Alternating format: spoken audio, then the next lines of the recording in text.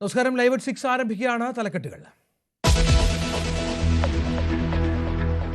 Shafi പറമ്പിലിനെതിരെ CPM ഗുരുതര ആരോപണവുമായി പാലക്കാട് ജില്ലാ സെക്രട്ടറി. നേരിട്ടൊരു നല്ല ആരെങ്കിലും ഒന്ന് നന്നായി കണ്ടായി എന്നാ പിന്നെ ബാംഗ്ലൂർ ട്രിപ്പ് അടിക്കുക എന്നാണ് ചോദിക്കുന്നത്. ആര്? ഹെഡ് മാസ്റ്റർ തന്നെ. ഷാഫിയെ കുറിച്ചാണോ? ഹെഡ് മാസ്റ്റർ എന്ന് പറഞ്ഞു കഴിഞ്ഞാൽ നിങ്ങൾ പറഞ്ഞോ? ആരോപണമല്ല, അധിക്ഷേപമെന്ന് ഷാഫി. നിങ്ങൾ അതിനെ പിന്നെ അതിന് ആരോപണം എന്ന് പറയുന്നതിന് പകരം അതൊരു അധിക്ഷേപം എന്ന് പറയുന്നതായിരിക്കും നല്ലതെന്ന് എനിക്ക് തോന്നുന്നു. അത് ആ അർത്ഥത്തിൽ അയാൾ പറഞ്ഞ വാക്കുകൾക്ക് അതേ അർത്ഥത്തിൽ മറുപടി പറയേണ്ടതെന്ന് പോലും എനിക്ക് തോന്നുന്നില്ല. ഒരു മറുപടി പോലും അറിയിക്കുന്നില്ല. രാഹുൽ മാങ്കൂട്ടത്തിനോടുള്ള നിലപാട് മയപ്പെടുത്തി പാലക്കാട് DCC. മണ്ഡലത്തിൽ പോകരുതെന്ന് പറയാൻ കഴിയില്ലെന്ന് കെ മുരളീധരൻ.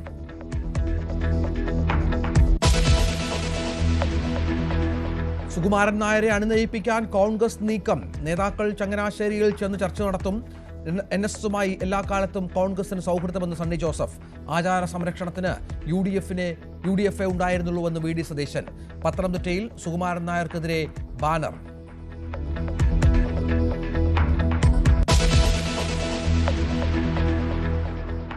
വയനാട് DCC അധ്യക്ഷ സ്ഥാനം രാജിവെച്ച ND അപ്പച്ചൻ. രാജി നേതൃത്വത്തിന്റെ നിർദ്ദേശത്തെ തുടർന്ന് പാർട്ടി തീരുമാനം. തുടർച്ചയായ വിവാദങ്ങൾക്ക് പിന്നാലെ TJ ഐസക്കിന് പ്രസിഡന്റിന്റെ ചുമതല നൽകി.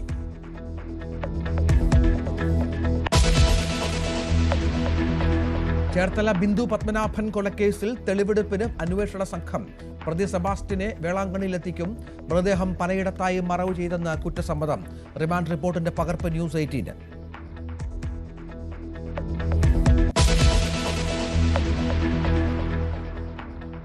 ഭൂട്ടാൻ വാഹന തട്ടിപ്പിൽ ECIR രജിസ്റ്റർ ചെയ്യാൻ ED. കള്ളപ്പണ ഇടപാട് നടന്നതായി പ്രാഥമിക കണ്ടെത്തൽ. കൊച്ചിയിൽ പിടിച്ച ഫസ്റ്റ് ഓണർ വാഹനം മലയാളിയുടേതെന്ന് സംശയം. ചെക്ക് പോസ്റ്റുകളിലും പരിശോധന കർശനമാക്കി.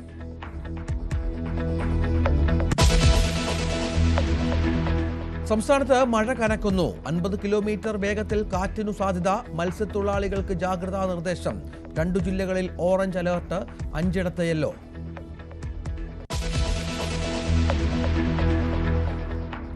ലഡാക്ക് സംഘർഷത്തിൽ രാഷ്ട്രീയ വിവാദം.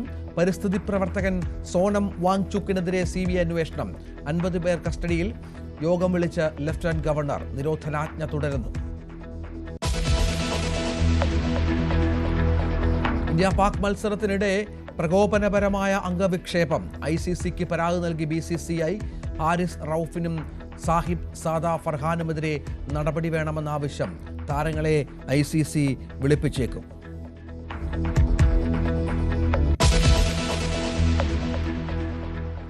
വാർത്തകളുടെ വിശദാംശങ്ങളിലേക്ക്. രാഹുൽ പാലക്കാട് മണ്ഡലത്തിലെത്തിയിട്ടും ലൈംഗിക ആരോപണങ്ങൾക്ക് മറുപടി പറയാത്തതിൽ UDF ജില്ലാ ചെയർമാന് അതൃപ്തി.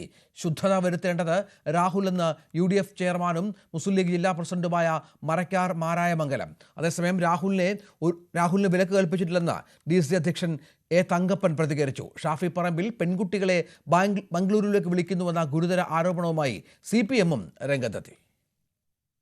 ഒരു വിഭാഗം നേതാക്കളുടെ പിന്തുണയോടെ രാഹുൽ മാങ്കൂട്ടത്തിൽ പാലക്കാടെത്തിയപ്പോൾ UDFൽ തർക്കവും രൂക്ഷമായി. പ്രതിപക്ഷ നേതാവടക്കമുള്ള മുതിർന്ന നേതാക്കളുടെ എതിർപ്പുകളെ മറികടന്നാണ് പാലക്കാട്ടെത്തിച്ചത്. എന്നാൽ കോൺഗ്രസ് രാഹുലിനെ സസ്പെൻഡ് ചെയ്തുവെന്ന് പറയുമ്പോഴും ഒരു വിഭാഗം നേതാക്കളുടെ പൂർണ്ണ പിന്തുണ മാങ്കൂട്ടത്തിലിനുണ്ട്. പാലക്കാടെത്തിയപ്പോൾ മുഴുവൻ സമയവും നേതാക്കൾ ഒപ്പമുണ്ടാവുകയും ചെയ്തിരുന്നു. അതേസമയം രാഹുൽ ലൈംഗികാരോപണങ്ങൾക്ക് മറുപടി പറയാത്തതിൽ UDF ജില്ലാ ചെയർമാന് അമർഷമുണ്ട്. രാഹുൽ ഉൾപ്പെടെയുള്ള ഈ രാഹുലിന്റെ പാലക്കാട് മണ്ഡലത്തിൽ വെച്ചാണ് ലീഗിന്റെ സമ്മേളനം നടക്കുന്നത്. അപ്പോൾ MLA എന്ന നിലയ്ക്ക് രാഹുലിനെ ക്ഷണിക്കാൻ അങ്ങനെ ഇല്ലല്ല, അതൊന്നും ഞങ്ങളുടെ പാർട്ടി അല്ല. അത് അവരെ ഞങ്ങളെ അങ്ങനെ വിളിക്കാറുണ്ട്. KPCC നേതൃത്വവും രാഹുലിനെ പിന്തുണയ്ക്കുന്നുണ്ടെന്നാണ് സൂചന. ഊരുവിലക്ക് രാഹുലിന് ഏർപ്പെടുത്തിയിട്ടില്ലെന്ന് Palakkad DCC president K Thankappan. APC president മിനിഞ്ഞാന്ന് വരെ പ്രതിപക്ഷ നേതാവ് നിങ്ങളൊക്കെ അടങ്ങിയിട്ടുള്ള മീറ്റിംഗിൽ പറഞ്ഞാണ്. അതാണ് പാർട്ടിയുടെ നയം, അല്ലാതെ വേറൊന്നും അറിയാം. പിന്നെ കണ്ടാതെ പറയുന്നതിൽ നിങ്ങൾ ഊരുവിളക്ക് പോലെ പറയുന്നത്. രാഹുലിന് ആരുടെയും സഹായം വേണ്ട. അദ്ദേഹത്തിന്റെ കോൺസ്റ്റൻസി അദ്ദേഹം അറിയാവുന്ന ധാരാളം വോട്ടർമാരും പ്രവർത്തകരുമാണ്. ആള് ജനങ്ങളും ഉണ്ട്. അദ്ദേഹം പോകും. അതിലെന്താ കുഴപ്പം? അതൊന്നും എനിക്കറിയില്ല. പാർട്ടിയുടെ മാറ്റി നിർത്തിയത്, പാർട്ടി സസ്പെൻഡ് ചെയ്തു എന്നുള്ളത് അതിപ്പോഴും നിലനിൽക്കുന്നതാണ്. ഒരു പാർട്ടിയും അതിന്റെ പരിപാടിയിൽ പങ്കാളിത്തം. അദ്ദേഹത്തിന് MLA ആണ്. അദ്ദേഹത്തിന്റെ കോൺസ്റ്റിറ്റ്യുവൻസിയിലോ അവിടെ മരിച്ചവടെയോ അല്ലെങ്കിൽ കല്യാണത്തിനോ അദ്ദേഹം വിളിച്ചിട്ടാണ് പോകാം. നിങ്ങൾ ഉദ്ദേശിക്കുന്നത് നിങ്ങളുടെ ഔദ്യോഗിക പരിപാടിയിൽ പങ്കെടുപ്പിക്കില്ല, അത്ര മാത്രമേ ഉള്ളൂ. പാർട്ടി പരിപാടി പങ്കെടുപ്പിക്കും. തദ്ദേശ തിരഞ്ഞെടുപ്പ് അടുത്തതിനാൽ രാഹുൽ വിഷയം പ്രതിസന്ധിയാകുമെന്ന കണക്കുകൂട്ടലിലാണ് UDF. അത് മറികടക്കാൻ രാഹുലിനെ പാലക്കാട് മണ്ഡലത്തിൽ സജീവമാക്കാനുള്ള നീക്കങ്ങൾ ആരംഭിച്ചിട്ടുണ്ട്. DYFIയുടെയും SFIയുടെയും BJPയുടെയും പ്രതിഷേധം തുടരുമെന്ന് നേതാക്കൾ അറിയിച്ചു. അതേസമയം ഷാഫി പറമ്പിലിനെതിരെ ഗുരുതരാരോപണവുമായി CPM രംഗത്തെത്തി. പെൺകുട്ടികളെ ബംഗളൂരുവിലേക്ക് വിളിക്കുന്നതായി പാലക്കാട് ജില്ലാ സെക്രട്ടറി EN സുരേഷ് ബാബു ആരോപിച്ചു. നേതാക്കൾ പേടിക്കുന്നത് വേറെ കൊണ്ടല്ല. ഇയാളുടെ ഒരു നേതാവ് ഹെഡ്മാഷായിട്ടുള്ള ആളാരാ? ഇയാളുടെ MLA ആക്കാൻ പത്തനംതിട്ടയിൽ നിന്ന് ക്ഷണിച്ചുകൊണ്ടുവന്ന ഷാഫി പറമ്പിലാണ്. അല്ലേ? ഷാഫി പറമ്പിലെ ഞാൻ വെല്ലുവിളിക്കുന്നു. ഈ രാഹുൽ മാങ്കൂട്ടം ചെയ്തത് ഒരു തരത്തിലും ഞാൻ അംഗീകരിക്കില്ല. അയാളെ കോൺഗ്രസിൽ നിന്ന് പുറത്താക്കിയത് ശക്തമായ നടപടി ഇനിയും വേണം. അവൻ രാജിവെക്കണമെന്ന് പറയാൻ ഏതെങ്കിലും തരത്തിൽ ഷാഫി പറമ്പിൽ തയ്യാറാവുമോ? തയ്യാറാവില്ല. കാരണം എന്താ? കൂട്ടുകച്ചവടം ഈ കാര്യത്തിൽ.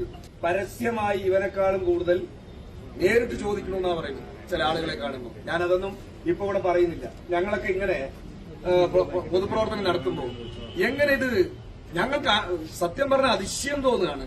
ആലോചിക്കാൻ പോലും പറ്റാത്ത കാര്യമാണ്. ന്യൂസ് 18 പാലക്കാട്. CPM ജില്ലാ സെക്രട്ടറിയുടെ വാക്കുകൾ ആരോപണമല്ല, വ്യക്തി അധിക്ഷേപമാണെന്ന് ഷാഫി പറമ്പിൽ. നിയമ നടപടിയെക്കുറിച്ച് ആലോചിക്കും. ഇങ്ങനെയുള്ള കാര്യങ്ങൾ പറഞ്ഞിട്ടാണോ അടുത്ത തെരഞ്ഞെടുപ്പിനെ നേരിടുന്നതെന്ന കാര്യം CPM വ്യക്തമാക്കണമെന്നും ഷാഫി പ്രതികരിച്ചു. ജനങ്ങളുടെ മുമ്പിൽ വേറൊന്നും പറഞ്ഞ് പിടിച്ചേക്കാൻ പറ്റാഞ്ഞിട്ടാണോ ഈ വ്യക്തിഹത്യയിലും അധിക്ഷേപത്തിലും ഡിപ്പെൻഡ് ചെയ്തിട്ട് ഇനിയുള്ള ദിവസങ്ങൾ, തെരഞ്ഞെടുപ്പ് അടുക്കുമ്പോഴത്തേക്കും ഇനിയുള്ള ദിവസങ്ങൾ ഇത്തരം ചർച്ചകളിലേക്ക് മാറ്റണമെന്നായിരിക്കും അവർ ആഗ്രഹിക്കുന്നത്. അപ്പോൾ അതിന് അവർ വിലയിരുത്തിയിട്ട് ജനങ്ങളും വിലയിരുത്തിട്ട് അവരും വിലയിരുത്തട്ടെ. ഇതാണോ അവരുടെ പൊളിറ്റിക്സ്? ഇതാണോ അവരുടെ രാഷ്ട്രീയം? ഇതാണോ CPM 2026 കരുതി വച്ചിരിക്കുന്ന തെരഞ്ഞെടുപ്പ് തന്ത്രം? ഇതാണോ എന്നുള്ളത് അവർ വ്യക്തമാക്കട്ടെ. ഇതിനിടെ കോൺഗ്രസ് പ്രതിസന്ധി രൂക്ഷമാക്കി വയനാട് DC അധ്യക്ഷൻ ND അപ്പച്ചൻ രാജിവെച്ചു. KPC നേതൃത്വത്തിന്റെ നിർദ്ദേശത്തെ തുടർന്നാണ് രാജി. വയനാട് DCC ട്രഷറർ NM വിജയന്റെ ആത്മഹത്യയുമായി ബന്ധപ്പെട്ട് ഉയർന്ന വിവാദങ്ങൾക്ക് പിന്നാലെയാണ് DCC അധ്യക്ഷ സ്ഥാനത്ത് നിന്ന് ND അപ്പച്ചനെ മാറ്റണമെന്ന ആവശ്യം ഒരു വിഭാഗം നേതാക്കൾ KPCC നേതൃത്വത്തെ അറിയിച്ചത്. പക്ഷേ പെട്ടെന്ന് അങ്ങനെയൊരു മാറ്റത്തിലേക്ക് കാര്യങ്ങൾ നയിച്ചാൽ പാർട്ടിയിൽ വലിയ പൊട്ടിത്തെറി ഉണ്ടാകും. ജില്ലയിൽ അത് വലിയ വിഭാഗീയതയ്ക്ക് വഴിവെക്കുമെന്നൊരു വിലയിരുത്തലായിരുന്നു KPCC നേതൃത്വം. പക്ഷേ അതിന് പിന്നാലെ ജോസ് നെല്ലിടത്തിൻ്റെ ആത്മഹത്യ കൂടി എത്തിയതോടെയാണ് ഇനി ഗത്യന്തരമില്ല, ഇനി ഇങ്ങനെ DCC തുടരാനാകില്ല എന്നൊരു നിലപാടിലേക്ക് KPCC നേതൃത്വം എത്തിയത്. മാത്രവുമല്ല, രാഹുൽ ഗാന്ധിയും ഇപ്പോൾ പ്രിയങ്ക ഗാന്ധിയും പ്രതിനിധീകരിക്കുന്ന ലോക്സഭാ മണ്ഡലം കൂടിയാണ് വയനാട്. അങ്ങനെയൊരു സ്ഥലത്ത് കോൺഗ്രസിനുള്ളിൽ ഉണ്ടാകുന്ന ഇത്തരം പ്രശ്നങ്ങൾ ദേശീയ തലത്തിൽ ശ്രദ്ധിക്കപ്പെടുന്ന തരത്തിലേക്ക് BJP ഉയർത്തിക്കാണിക്കുന്ന ഒരു രാഷ്ട്രീയ സാഹചര്യമുണ്ട്. ആ പശ്ചാത്തലത്തിൽ കൂടിയാണ് ഇപ്പോഴുണ്ടായിരിക്കുന്ന വിവാദങ്ങളിൽ നിന്ന് പാർട്ടിയുടെ മുഖം രക്ഷിക്കാൻ ഒരു പ്രതിരോധം തീർക്കുന്ന നടപടിയുടെ ഭാഗമായി DCC അധ്യക്ഷ സ്ഥാനത്ത് നിന്ന് ND അപ്പച്ചനോട് KPCC നേതൃത്വം തന്നെ രാജി ആവശ്യപ്പെട്ടത്. പ്രിയങ്ക ഗാന്ധി കഴിഞ്ഞ ഏതാനും ദിവസങ്ങളായി തുടർച്ചയായി വയനാട് മണ്ഡലത്തിൽ സന്ദർശനം നടത്തിയിരുന്നു. അപ്പോൾ ND അപ്പച്ചൻ പ്രിയങ്ക ഗാന്ധിയെ നേരിൽ കാണാനും വിശദീകരണം നൽകാനും ശ്രമിച്ചിരുന്നുവെങ്കിലും അവർ അതിന് താല്പര്യപ്പെട്ടിരുന്നില്ല. അതിൽ കൃത്യമായ അതൃപ്തി അവർ നേതൃത്വത്തെ അറിയിക്കുകയും ചെയ്തിരുന്നു. അതിന് പിന്നാലെയാണ് ND അപ്പച്ചന്റെ നില പാർട്ടിയിൽ അധ്യക്ഷ സ്ഥാനത്ത് തുടരുന്നതിൽ കൂടുതൽ പരിങ്ങലിലായത്. നിലവിൽ ലഭിക്കുന്ന സൂചനകൾ അനുസരിച്ച് തിരുവനന്തപുരത്തിന് സമാനമായി ഒന്നുകിൽ താൽക്കാലികമായി അധ്യക്ഷനെ നിയമിക്കുക, അതല്ല എങ്കിൽ പുനഃസംഘടന പൂർത്തിയായി നടക്കുന്ന സമയത്ത്, അത് വൈകാതെ തന്നെ പുനഃസംഘടന പൂർത്തിയാകുമെന്ന സൂചനകൾ പുറത്തു വരുന്നുണ്ട്. പുതിയ DCC അധ്യക്ഷൻ വയനാട്ടിലേക്കും വരട്ടെ എന്നൊരു തീരുമാനത്തിലാണ് നേതൃത്വം എന്നാണ് അറിയുന്നത്. എന്തായാലും നിലവിൽ ഇതുമായി ബന്ധപ്പെട്ട് വയനാട്ടിൽ കോൺഗ്രസ് പാർട്ടിയെ വെട്ടിലാക്കിക്കൊണ്ട് നടന്ന വലിയ രാഷ്ട്രീയ പ്രചാരണങ്ങളുണ്ടായിരുന്നു. അതിനെ മറികടക്കാൻ ND അപ്പച്ചന്റെ രാജിയിലൂടെ കഴിയുമെന്ന വിലയിരുത്തലിലാണ് KPCC നേതൃത്വവും ഹൈക്കമാൻഡും. G. സുകുമാരൻ നായരെ അണിനയിപ്പിക്കാൻ KPCC നേതൃത്വം. നേതാക്കൾ NSS ആസ്ഥാനത്തെത്തി ചർച്ച നടത്തും. ശബരിമല വിഷയത്തിൽ വിശ്വാസികൾക്കൊപ്പമെന്ന കോൺഗ്രസ് നിലപാട് ബോധ്യപ്പെടുത്തും. ശബരിമലയിൽ ആചാര സംരക്ഷണത്തിന് UDF ഉണ്ടായുള്ളൂ എന്നും പ്രതിപക്ഷ നേതാവ് VD സതീശൻ പറഞ്ഞു. NSSുമായി ഒരു അഭിപ്രായ ഭിന്നതയുമില്ല. ആഗോള അയ്യപ്പ സംഗമത്തിന് UDF പോയിരുന്നുവെങ്കിൽ അപഹാസ്യരായനെ എന്നും സതീശൻ പറഞ്ഞു. ശബരിമലയിലെ ആചാര ലംഘനം നടത്തുന്ന സമയത്ത് ഞങ്ങളല്ലേ ഉണ്ടായിരുന്നുള്ളൂ. അത് സംരക്ഷിക്കാൻ, ആചാരങ്ങളെ സംരക്ഷിക്കാൻ വേണ്ടി എന്തു വില കൊടുത്തും നിലപാടെടുത്ത് ഞങ്ങളല്ലേ കൂടെ നിന്നത്. ഞങ്ങൾ NSSുമായിട്ടോ SNDP ആയിട്ടോ ഏതെങ്കിലും സമുദായ സംഘടനകളായിട്ടോ കേരളത്തിലെ കോൺഗ്രസിനോ കേരളത്തിലെ UDF നേതൃത്വത്തിനോ ഒരു തർക്കമില്ല. അവിടെ പോയിരുന്നെങ്കിൽ ഞങ്ങൾ പിണറായി വിജയനെ പോലെ ഞങ്ങളും പരിഹാസ പാത്രമാകുമായിരുന്നു. അവിടെ 4200 പേര് വരുമെന്ന് പറഞ്ഞിട്ട് 600 ചില്ലാൻ പേര് മാത്രം പങ്കെടുത്ത പരിപാടി, വിദ്വേഷ പ്രസംഗം നടത്തുന്ന ആളുകളെ എഴുന്നള്ളിച്ചു കൊണ്ടുവന്നത്, ഈ ഇന്ത്യയിലെ ഏറ്റവും വലിയ നരേന്ദ്രമോദിയേക്കാൾ വർഗീയവാദിയായ യോഗി ആദിത്യനാഥിൻ്റെ പ്രസംഗം അവിടെ വായിച്ച് മന്ത്രി കോൾമയിർ കൊണ്ടത്, ഇതിനൊക്കെ ഞങ്ങൾ സാക്ഷിയാകേണ്ടി വരില്ലായിരുന്നു. NSSുമായി എല്ലാ കാലത്തും കോൺഗ്രസിന് സൗഹൃദമെന്ന് KPCC അധ്യക്ഷൻ സണ്ണി ജോസഫ് പറഞ്ഞു. ഇന്ത്യൻ നാഷണൽ കോൺഗ്രസിന് ഏറ്റവും നല്ല സൗഹൃദവും സ്നേഹബന്ധങ്ങളുമാണുള്ളത്.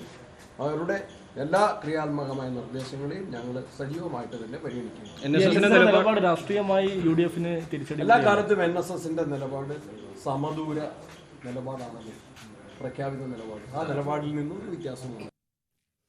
ശബരിമലയിൽ കോൺഗ്രസ് നിലപാടിൽ മാറ്റമില്ലെന്നും സാമുദായിക സംഘടനകൾക്ക് അവരുടെ നിലപാട് സ്വീകരിക്കാമെന്നും K മുരളീധരനും പറഞ്ഞു. ശബരിമലയുടെ കാര്യത്തിൽ കോൺഗ്രസ് ഒരു വിശ്വാസവും ജനയും കാണിച്ചിട്ടില്ല.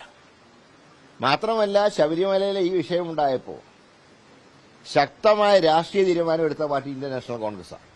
NSS നടത്തിയ നാമജപ ഘോഷയാത്രയിൽ പങ്കെടുത്ത ഭക്തർക്കെതിരെ നടത്തിയ കേസുകൾ, ഇതൊന്നും പിൻവലിക്കാൻ തയ്യാറാവാത്ത സർക്കാർ എന്ത് മാറ്റമാണ് അവരുടെ നയത്തിൽ വരുത്തിയതെന്ന് ഞങ്ങൾക്ക് മനസ്സിലാക്കാൻ കഴിഞ്ഞിട്ടില്ല.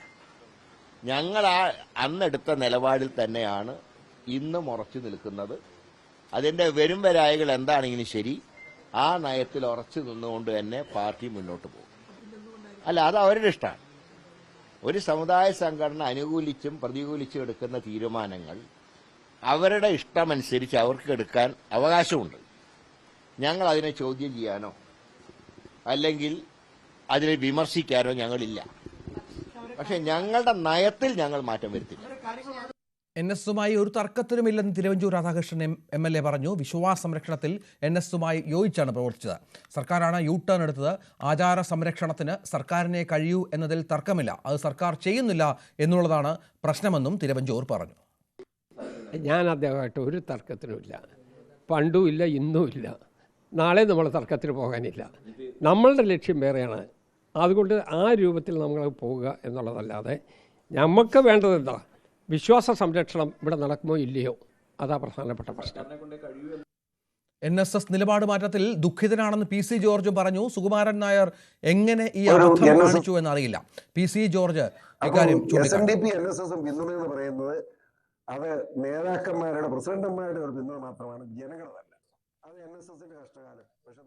G സുകുമാരൻ നായർക്കെതിരെ പത്തനംതിട്ടയിൽ ബാനർ. കുടുംബ കാര്യത്തിനു വേണ്ടി അയ്യപ്പ ഭക്തരെ പിന്നിൽ നിന്ന് കുത്തിയെന്നാണ് ബാനറിൽ പറഞ്ഞിരിക്കുന്നത്. വെട്ടിപ്പുറം NSS കരയോഗത്തിന് മുന്നിലാണ് ഈ ബാനർ ഉയർന്നിരിക്കുന്നത്. ശബരിമല സംരക്ഷണത്തിന് പിന്നാലെ സന്യാസി യാത്രയുമായി സംഘപരിവാർ സംഘടനകൾ. 2000-ൽ പരം സന്യാസിമാരെ സംഘടിപ്പിച്ചുകൊണ്ടുള്ള യാത്ര കാസർഗോഡ് മുതൽ കന്യാകുമാരി വരെ നടക്കും. ഒക്ടോബർ 7 മുതൽ ഒക്ടോബർ 21 വരെയാണ് യാത്ര. സ്വാഗത സംഘം രൂപീകരണത്തിൽ വെള്ളാപ്പള്ളി നടേശന്റെ ഭാര്യ പ്രീതി നടേശനും പങ്കെടുത്തു. ഭൂട്ടാൻ വാഹന തട്ടിപ്പിൽ ECIR രജിസ്റ്റർ ചെയ്യാൻ ED. വാഹന തട്ടിപ്പിന്റെ മറവിൽ കള്ളപ്പണ ഇടപാട് നടന്നുവെന്നാണ് EDയുടെ പ്രാഥമിക കണ്ടെത്തൽ. ഓപ്പറേഷൻ നുംഖോറിന്റെ ഭാഗമായി കൊച്ചിയിൽ പിടിച്ച ഫസ്റ്റ് ഓർഡർ വാഹനം മലയാളിയുടെതാണ് സംശയം. അസാം സ്വദേശി മാഹിർ അൻസാരി എന്നായിരുന്നു RC ബുക്കിലെ മേൽവിലാസം. എന്നാൽ എഞ്ചിൻ നമ്പർ ഉപയോഗിച്ചുള്ള പരിശോധനയിൽ വാഹനത്തിന്റെ വിലാസം മൂവാറ്റുപുഴ സ്വദേശിയുടെയാണെന്ന് കണ്ടെത്തി. ഓപ്പറേഷൻ നംഖോറിന്റെ ഭാഗമായി ചെക്ക് പോസ്റ്റുകളിലും പരിശോധന കർശനമാക്കി.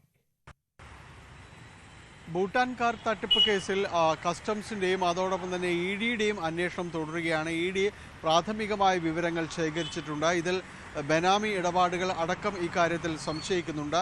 കള്ളപ്പണം ഇതിൽ ഉപയോഗപ്പെടുത്തിയിട്ടുണ്ട് എന്നതടക്കമുള്ള കാര്യങ്ങൾ EDയുടെ പ്രാഥമികമായ ഒരു അന്വേഷണത്തിൽ ഒരു വിലയിരുത്തലായുണ്ട്. അതുകൊണ്ട് പ്രാഥമികമായി ഇത്തരം കാര്യങ്ങൾ അന്വേഷിച്ച് കുറച്ചുകൂടി വിശദാംശങ്ങളിലേക്ക് കടന്നുകൊണ്ട് അന്വേഷണവുമായി മുന്നോട്ട് പോകാനാണ് എൻഫോഴ്സ്മെൻറ്റ് ഡയറക്ടറേറ്റ് തീരുമാനിച്ചിരിക്കുന്നത്.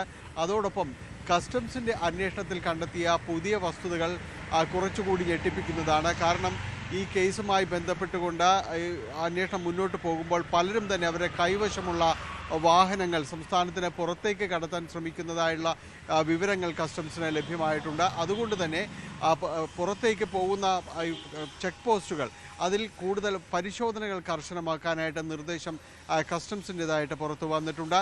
ഇതിൽ വാഹന പരിശോധന, സംശയാസ്പദമായ വാഹനങ്ങൾ, പ്രത്യേകിച്ച് ഈ ആഡംബര വാഹനങ്ങൾ, അത് പുറത്ത് രജിസ്റ്റർ ചെയ്യപ്പെട്ട വാഹനങ്ങൾ, ഇതര സംസ്ഥാനങ്ങളുടെ രജിസ്ട്രേഷനുള്ള വാഹനങ്ങളാണ് കൂടുതലായും അതിൻ്റെ രേഖകൾ പരിശോധിക്കാനുള്ള നിർദ്ദേശങ്ങൾ നൽകിയിട്ടുണ്ട്.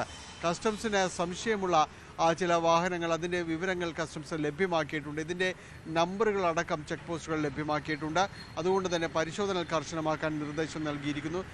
കഴിഞ്ഞ ദിവസം കൊച്ചിയിൽ പിടിയിലായ ഈ ഫസ്റ്റ് ഓണർ വാഹനം, അത് ഒരു മഹിൻ അൻസാരിയുടേതെന്ന് പറയുന്ന അസം സ്വദേശിയുടെ വാഹനമാണ് എന്ന രീതിയിലായിരുന്നു അതിൻ്റെ RC ബുക്ക് ഉണ്ടായിരുന്നത്. അത് ലാൻഡ് ക്രൂസറാണ്.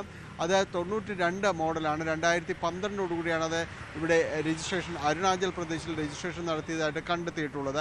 ഈ മഹിൻ അൻസാരിയെക്കുറിച്ച് അന്വേഷിച്ചപ്പോൾ അങ്ങനെയൊരു മേൽവിലാസം, അങ്ങനെ ഒരാൾ അസമിലില്ല എന്നത് ബോധ്യപ്പെടുകയും ചെയ്തു. തുടർന്ന് ഇതിൻ്റെ ചേസ് നമ്പർ, എൻജിൻ നമ്പർ അടക്കമുള്ള കാര്യങ്ങളിൽ അന്വേഷണം നടത്തിയപ്പോൾ അത് മൂവാറ്റുപുഴ സ്വദേശിയായ ഒരാളുടേതാണ് എന്നതാണ് കണ്ടെത്തിയിരിക്കുന്നത്. അപ്പോൾ ഈ RC ബുക്കിലേത് എങ്ങനെയാണ് വ്യാജവിലാസമാകുന്നത് എന്നതടക്കമുള്ള കാര്യങ്ങൾ പരിശോധിക്കുകയാണ്.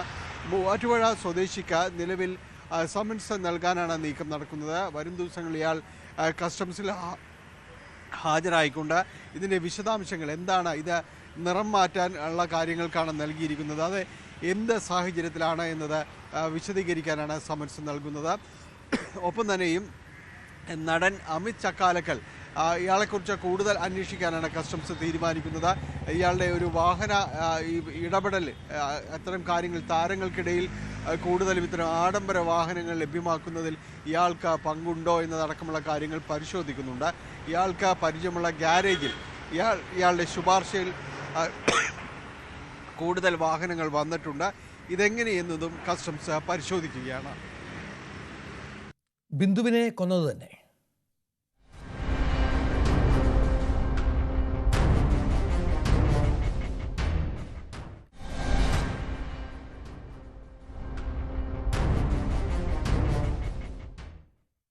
ചേർത്തല ബിന്ദു പത്മനാഭൻ കൊലക്കേസിൽ റിമാൻഡ് റിപ്പോർട്ട് ന്യൂസ് 18. ബിന്ദുവിനെ കൊലപ്പെടുത്തിയെന്ന് സെബാസ്റ്റ്യൻ കുറ്റസമ്മതം നടത്തിയായി റിപ്പോർട്ടിൽ പറയുന്നു. മൃതദേഹം പല കഷ്ണങ്ങളായി വിവിധയിടങ്ങളിൽ മറവ് ചെയ്തുവെന്നും പ്രതി സെബാസ്റ്റ്യൻ അന്വേഷണ ഉദ്യോഗസ്ഥർക്ക് മൊഴി നൽകി. ജൈനമ്മ തിരോധാന കേസിൽ ചോദ്യം ചെയ്യലിനിടയിൽ ആണ് ബിന്ദു കൊന്നുവെന്ന് പ്രതി സമ്മതിച്ചത്. കുറ്റസമ്മത മൊഴി ക്രൈംബ്രാഞ്ച് കോടതിയിൽ ഹാജരാക്കി.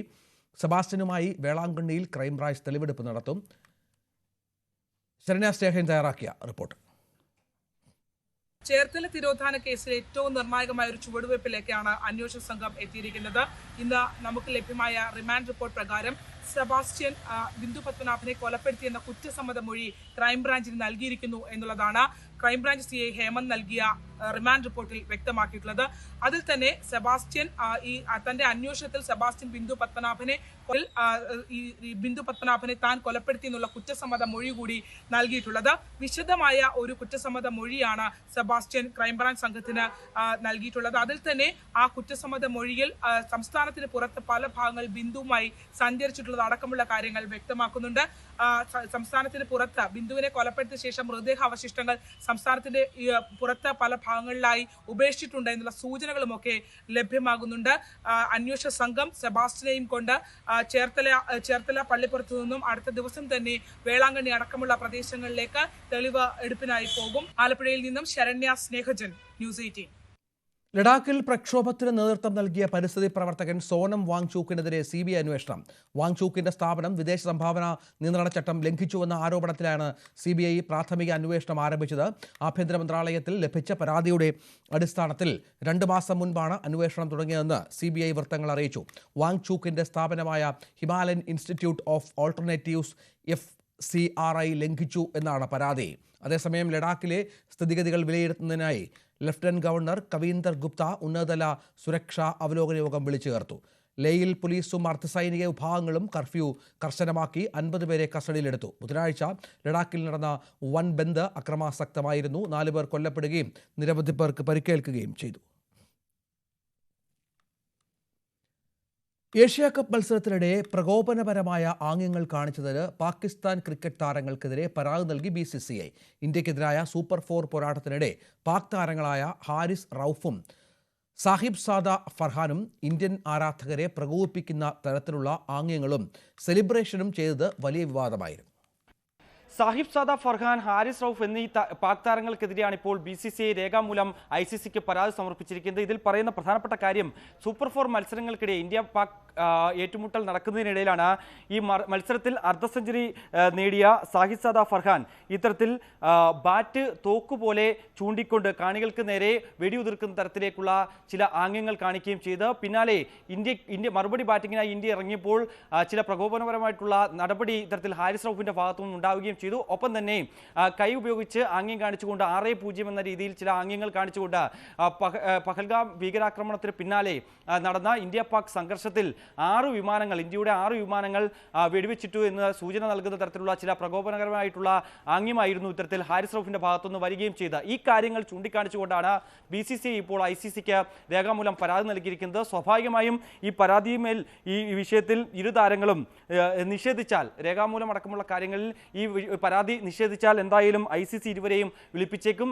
ഇവരുടെ വിശദ വിവരങ്ങൾ രേഖപ്പെടുത്തുകയും ചെയ്യും. ഒപ്പം തന്നെ എലൈറ്റ് പാനൽ റഫറി റിച്ചി റിച്ചാർഡ്സിന് മുന്നിൽ ഇവർ ഹാജരായി കൃത്യമായ രീതിയിലുള്ള വിശദീകരണം നൽകേണ്ടി വരും. ആ വിശദീകരണം ഒരുപക്ഷെ ബോധ്യപ്പെടുത്താൻ ഈ ഇരു താരങ്ങൾക്കും സാധ്യമല്ല എങ്കിൽ കടുത്ത നടപടികളിലേക്ക് കടക്കാനും ICC തയ്യാറായിരിക്കുമെന്നുള്ള സൂചനകൾ കൂടിയാണ് ഈ ഒരു ഘട്ടത്തിൽ വരുന്നത്. അച്ചടക്ക ലംഘനം, ഒപ്പം തന്നെ കനത്ത പിഴ സ്വീകരിക്കാവുന്ന നടപടി, ഒപ്പം തന്നെ മറ്റ് ICCയിലെ നിയമങ്ങൾ ചൂണ്ടിക്കാണിച്ചുകൊണ്ട് തന്നെ ഈ 2 താരങ്ങളെയും വിലക്കാനടക്കം ഉതകുന്ന തരത്തിലുള്ള ചില നടപടികളാണ് ഇത്തരത്തിൽ പാക് താരങ്ങളുടെ ഭാഗത്തുനിന്ന് ഉണ്ടായെന്നുള്ള ഒരു വിലയിരുത്തലിന്റെ അടിസ്ഥാനത്തിൽ ഒരുപക്ഷെ കനത്ത നടപടികളിലേക്ക് ICC കടന്നേക്കുമെന്നുള്ള വിവരങ്ങൾ കൂടി ഈ ഒരു ഘട്ടത്തിൽ പുറത്തു വരികയും ചെയ്യുന്നുണ്ട് എന്നുള്ളതാണ് ഏറ്റവും ശ്രദ്ധേയമായിട്ടുള്ള കാര്യം. മറ്റൊന്ന്, ഇന്ത്യൻ ക്യാപ്റ്റൻ സൂര്യകുമാർ യാദവിനെതിരെയും സമാനമായ രീതിയിലുള്ള പരാതി പാക് ക്രിക്കറ്റ് ബോർഡ് നൽകിയിട്ടുണ്ട്. ഇതിന് പിന്നാലെയാണ് ICCക്ക് BCCI പരാതി നൽകിയതിന് തൊട്ടു പിന്നാലെയാണ് പാക് ക്രിക്കറ്റ് ബോർഡിന്റെ ഭാഗത്ത് നിന്ന് സൂര്യകുമാർ യാദവിനെതിരെ സമാന പരാതി ഉയർന്നത്.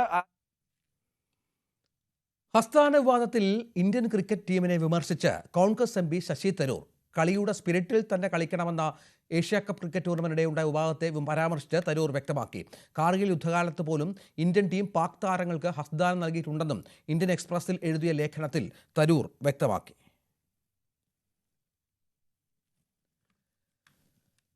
രാജ്യം വിജയകരമായി അഗ്നി പ്രൈം മധ്യദൂര മിസൈൽ പരീക്ഷിച്ചു. ദൃശ്യങ്ങൾ പ്രതിരോധ മന്ത്രി രാജ്നാഥ് സിംഗ് സമൂഹമാധ്യമങ്ങളിൽ പങ്കുവച്ചു. ട്രെയിനിൽ നിന്നാണ് മിസൈൽ വിക്ഷേപണം നടത്തിയത്. ദേശീയ റെയിൽവേ ശൃംഖലയുമായി സംയോജിച്ച് പ്രത്യേകം രൂപകൽപ്പന ചെയ്ത ഒരു പ്ലാറ്റ്ഫോം ഉപയോഗിച്ച് ഇത്തരമൊരു വിക്ഷേപണം നടത്തുന്നത് ഇതാദ്യമായാണ്. വിവിധ നൂതന സവിശേഷതകളാൽ സജ്ജീകരിച്ചിരിക്കുന്ന ഈ അടുത്ത തലമുറ മിസൈലിൻ്റെ ദൂരപരിധി 2000 കിലോമീറ്റർ വരെ ആണെന്നും രാജ്നാഥ് സിംഗ് വ്യക്തമാക്കി. കോഴിക്കോട് വാഹനമിടിച്ച് കാൽനട യാത്രക്കാരൻ മരിച്ച സംഭവത്തിൽ കാർ ഓടിച്ച ഡോക്ടർ അറസ്റ്റിൽ. താനൂർ സ്വദേശി ഡോക്ടർ NP റിയാസാണ് അറസ്റ്റിലായത്. മനഃപൂർവ്വമല്ലാത്ത നരഹത്യ, അപകടകരമായ ഡ്രൈവിംഗ് എന്നീ വകുപ്പുകൾ ചുമത്തി അപകടത്തിന്റെ CCTV ദൃശ്യങ്ങൾ പുറത്തു വന്നിരുന്നു. സീബ്ര ക്രോസിംഗ് വഴി നടന്നുപോയവരെയാണ് വാഹനമിടിച്ചത്. അപകടത്തിൽ ഒരു സ്ത്രീക്കും ഗുരുതരമായി പരിക്കേറ്റിരുന്നു.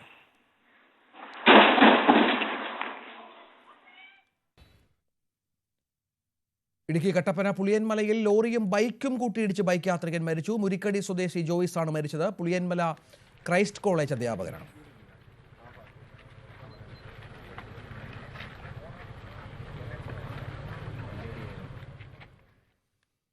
കാസർഗോഡ് കാലിക്കടവ് ടൗണിൽ ചരക്ക് ലോറികൾ കൂട്ടിയിടിച്ചു. ആർക്കും പരിക്കില്ല. നിർത്തിയിട്ട പച്ചക്കറി വണ്ടിക്ക് പിറകിൽ ഗ്യാസ് സിലിണ്ടറുകളുമായി പോവുകയായിരുന്ന മറ്റൊരു ലോറി ഇടിക്കുകയായിരുന്നു. രാവിലെ 6:30യോടെയാണ് സംഭവം. സംസ്ഥാനത്ത് അടുത്ത 3 ദിവസത്തേക്ക് ശക്തമായ മഴയ്ക്കു സാധ്യതയുണ്ട്. ഇതിനെ തുടർന്ന് കേരളം, കർണാടകം, ലക്ഷദ്വീപ് തീരങ്ങളിൽ മത്സ്യത്തൊഴിലാളികൾക്ക് ജാഗ്രതാ നിർദ്ദേശം നൽകി. തിരുവനന്തപുരം, കൊല്ലം, പത്തനംതിട്ട, ആലപ്പുഴ, കോട്ടയം, ഇടുക്കി, എറണാകുളം എന്നീ ജില്ലകളിൽ ഇന്ന് യെല്ലോ അലേർട്ടാണ്. 27 വരെ തീരങ്ങളിൽ മത്സ്യബന്ധനത്തിന് നിയന്ത്രണമുണ്ട്. 60 കിലോമീറ്റർ വരെയും വേഗത്തിൽ കാറ്റ് വീശാൻ സാധ്യതയുണ്ടെന്നാണ് കേന്ദ്ര കാലാവസ്ഥാ വകുപ്പിന്റെ മുന്നറിയിപ്പ്.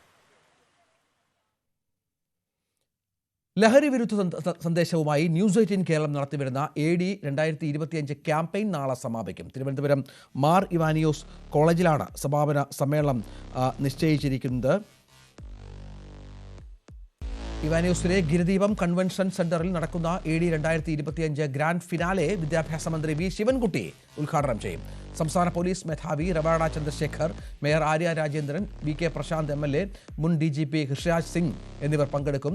ജൂൺ 10 എറണാകുളം കാക്കനാട് രാജഗിരി കോളേജിലായിരുന്നു AD 2025 ആന്റി ഡ്രഗ് ഇനിഷ്യേറ്റീവിന് തുടക്കമായത്. കോഴിക്കോട് ദേവഗിരി കോളേജിലും കോട്ടയം മാന്നാനം KE കോളേജിലും പരിപാടി സംഘടിപ്പിച്ച ശേഷമാണ് മാർ ഇവാനിയോസ് കോളേജിൽ നാളെ ക്യാമ്പയിന് സമാപനമാകുന്നത്.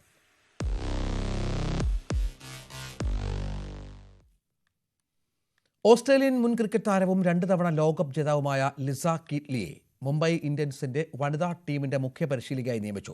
1997 2005 ഓസ്ട്രേലിയയുടെ ലോകകപ്പ് ജേതാക്കളായ ടീമുകളുടെ ഭാഗമായിരുന്നു കീറ്റ്ലി. ഓസ്ട്രേലിയ, ഇംഗ്ലണ്ട് ക്രിക്കറ്റ് ടീമുകളുടെ പരിശീലകയായിരുന്നു. കളിക്കളത്തിൽ ഓപ്പണിംഗ് ബാറ്റ്സ്മാനായി മാറിയ കീറ്റ്ലി 9 ടെസ്റ്റുകളിലും 82 ഏകദിനങ്ങളിലും ഒരു T20യിലും ഓസ്ട്രേലിയയെ പ്രതിനിധീകരിച്ചിട്ടുണ്ട്. ലിസ കീറ്റ്ലിയെ മുംബൈ ഇന്ത്യൻസ് കുടുംബത്തിലേക്ക് സ്വാഗതം ചെയ്യുന്നതിൽ അതിയായ സന്തോഷമുണ്ടെന്ന് നിത അംബാനി പ്രതികരിച്ചു.